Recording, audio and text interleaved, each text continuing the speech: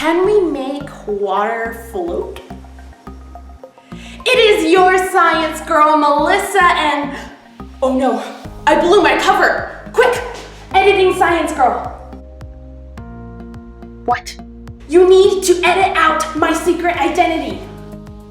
No. Bouncing particles. You are going to need a glass of water, a mason jar with its ring lid, a bottle or a cup, and index cards.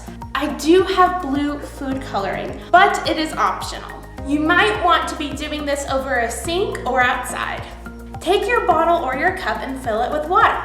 My water is blue so you can see it easily. Take an index card and simply put it over the top of the jar. I'm going to hold my jar from the bottom and I am going to flip it upside down. Now this is the crazy part. You are going to remove your hand from the card.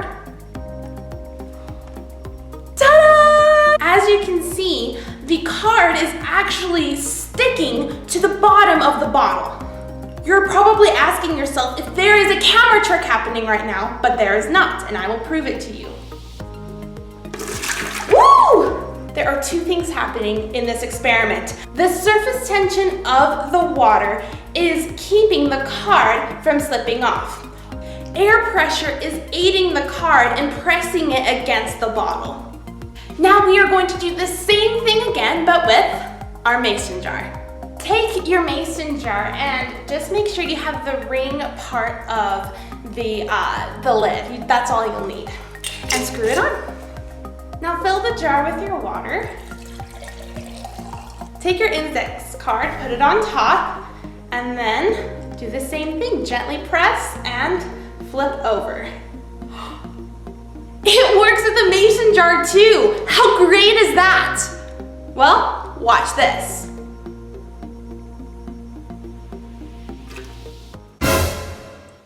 Well, you might be thinking I did a camera trick, but again, I am not deceiving you. Check this out.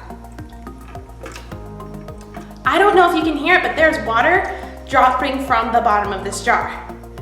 Now, if I was uncareful and I tipped the jar, we'll see what happens.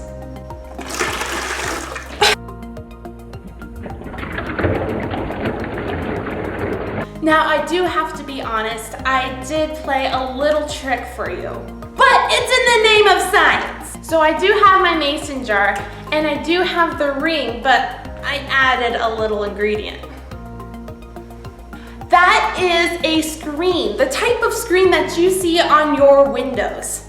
This is what gives the floating water its effect. So there is enough surface tension in between each little hole in that screen where it's actually strong enough to hold the water inside the jar. And of course, this is also accomplished with the air pressure, that 14 pounds per square inch, holding the water inside of the jar. When I tilt the jar, the surface tension is heavier on one side of the jar than the other.